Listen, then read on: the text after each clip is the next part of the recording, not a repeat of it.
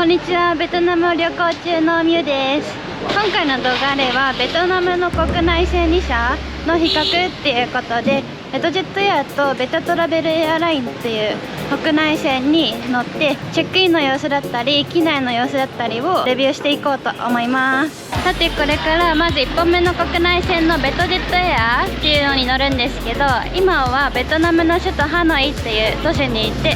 これからノイバイ国際空港に向かいます。でその前にちょっとお昼用にベトナムのハノイで一番有名なバインミーを買いに来ました。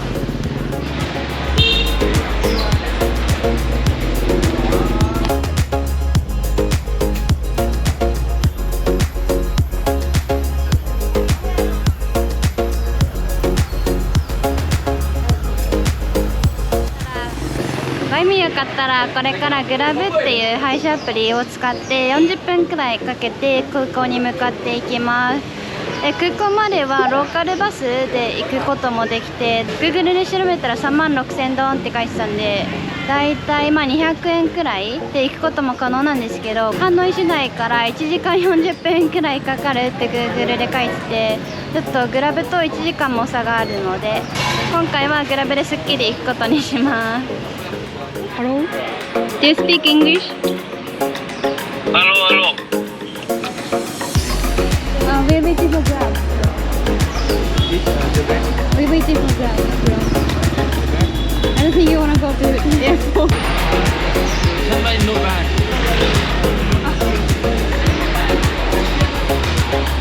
Thank you. Bye.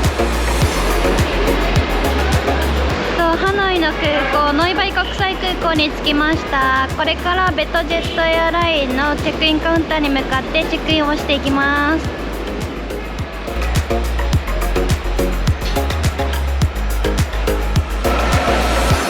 1時半の飛行機でちょっと早めに来たので、まだここのチェックインボードに表示がされてないんですけど、一回行ってベトジェットエアのカウンター行ってみます。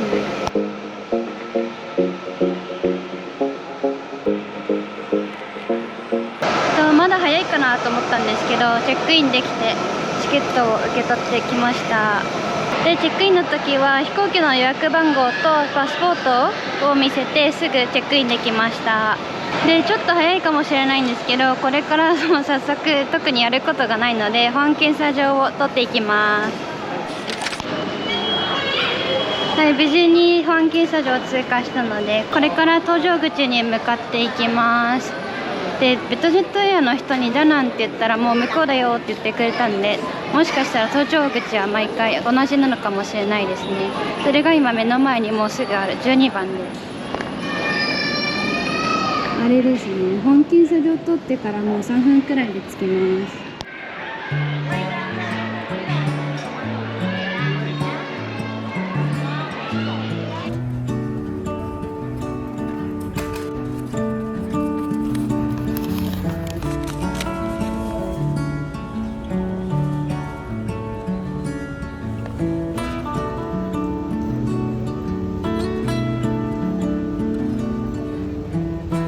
この前ホーチミンから飛行機乗った時にゲート変わったんで、変わってないかなと思ってチェックしに来たら、なんとゲートは変わってないみたいなんですけど、ちゃんと遅延が発生してるみたいです。現在1時37分、出発予定時刻から30分ちょっと遅れてやっと搭乗が開始しました。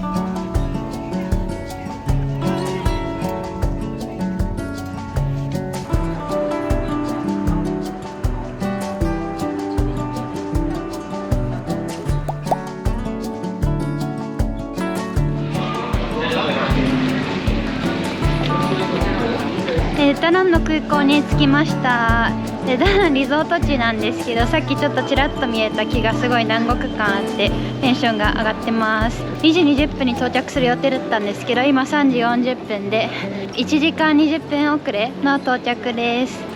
で特に荷物を預けてないので、そのまま外に出てダナンを楽しんできます。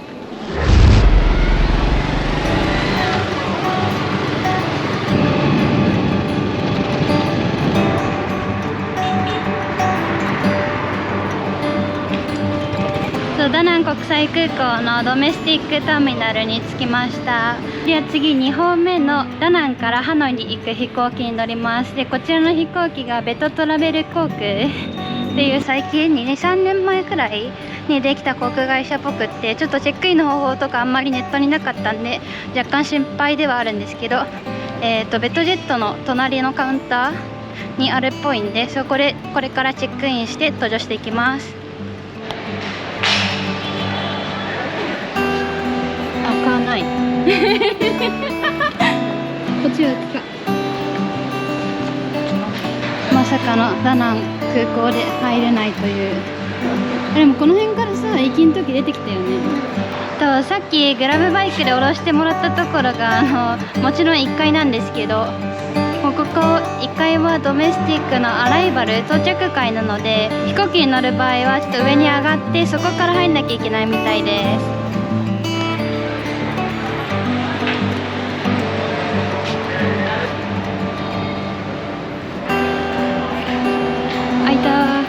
入れた。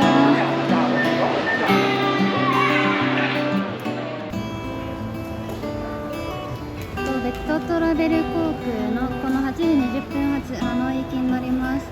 多分この17から20っていうのがチェックインなので、ここ探して行ってみま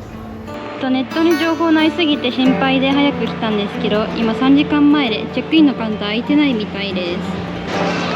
オンラインでチェックインができて、メールで航空券も受け取ることができたので、これから本検査場を通っていきます。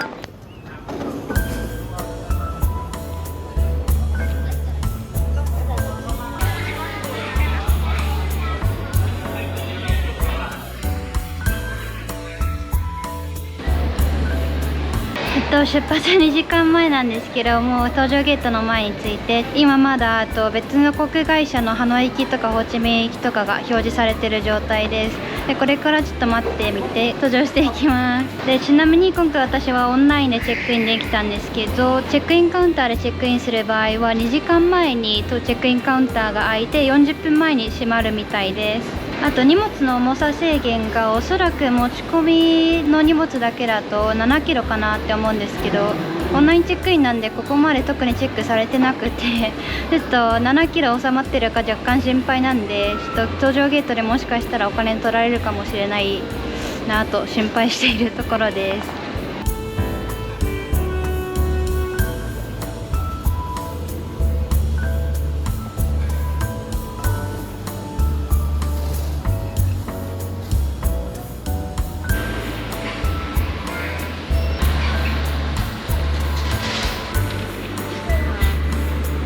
Passport, please.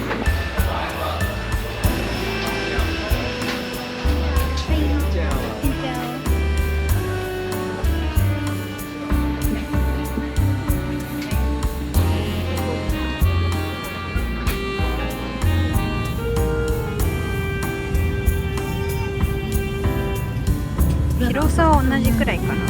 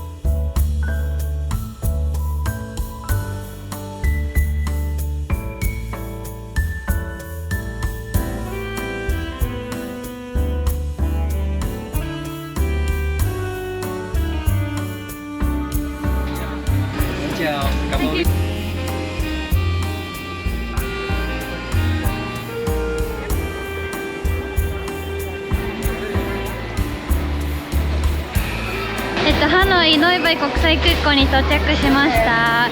定刻の9時40分には飛行機が到着してて、その後のバスに乗ったんで、今が9時56分、定刻から15分後くらいには外に出れそうな感じです。でもう荷物も届いて回ってるのかなっていう感じです。私は特に荷物ないので、このまま外に出ます。肝心の二者比較なんですけど、機体席の広さとかトイレの綺麗さみたいなところは両方とも変わることなくって、あと両方とも格安航空なんで充填するところがなかったり、エンターテインメントもないっていう点は揃ってました。機内食についても両方ともついてなくって、ただ嬉しかったこととしては、ベトトラベルでは飲料水がもらえたので、それすごい地味に助かりました。で、あと手荷物に関して、ベトトラベルに関しては7キロで、ベトジェットは書いてるところによって内容が違って、7キロって書いてるところと、あとそれにプラスして3キロのちっちゃい荷物を持って入れるよって書いてるところもあって、ちょっと書いてる場所によって違うんですけど、7キロまでを持っていけば間違いはないのかなっていう感じです。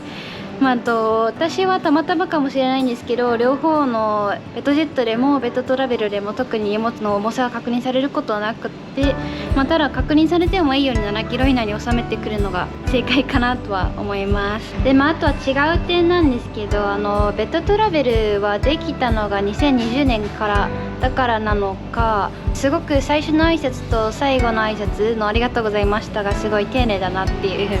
印象を感じたのと、あとは席がガラガラめだったんで、もしかしたら言ったら窓側の席に移動できたりしたのかなとか思ったりはします。で、あとはベトジェットはいつも1時間くらい遅れてる印象で、絶対遅れるってわけではないかと思うんですけど、今回私がベトナム旅行で今まで乗った2回のうち2回とも遅れてて、前に乗った時も1時間遅れててベトジェットは1時間遅れるのが普通っていう思い出したところです。で、なのでベトトラベルが定刻通りに出発して、すごいそれだけでも印象が良くなったっていう感じです。ただ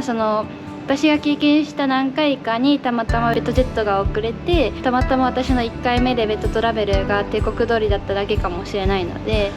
それは個人的な経験っていうところで考えといてもらえたらと思います。で、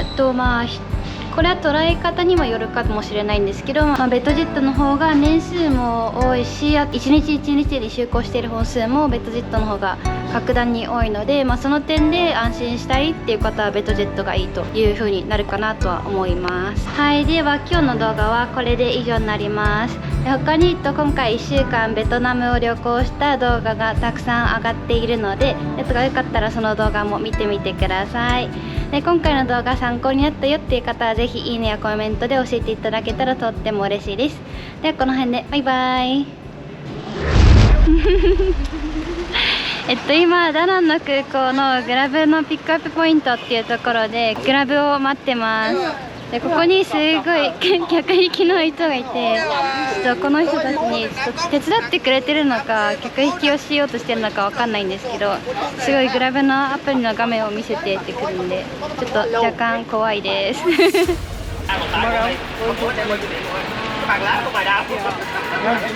Booking, đồ booking. Nó đi tới kêu Diệu Xanh, tôi đứng Diệu Xanh tôi chờ ông này đi. Bắt ơi.